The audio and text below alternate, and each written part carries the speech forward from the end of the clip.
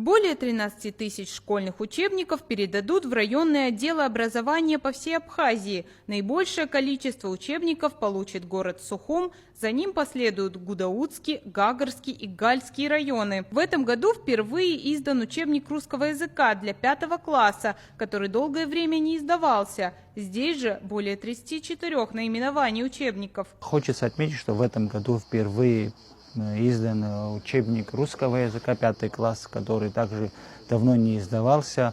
Это первый этап, можно сказать, в Министерстве просвещения. Еще мы ожидаем поставки вплоть до 15 сентября, то есть будут переданы второй этап учебников, которые также вот и в типографиях, некоторые в пути, которые будут доставлены.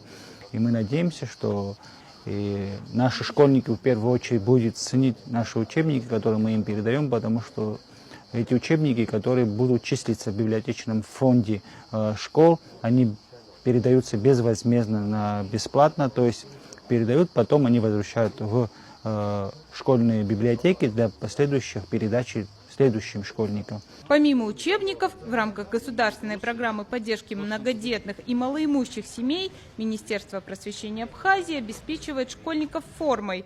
В этом году завезено около 500 комплектов для мальчиков и девочек, которые распределяются по заявкам отделов образования. Вы знаете, что Министерством просвещения реализовывается проект для многодетных и малоимущих семей, выдается школьная форма. В этом году около 500 комплектов для мальчиков и девочек школьной формы было завезено Министерством просвещения, которые также будут переданы отделам образования в зависимости от заявок, которые были сделаны.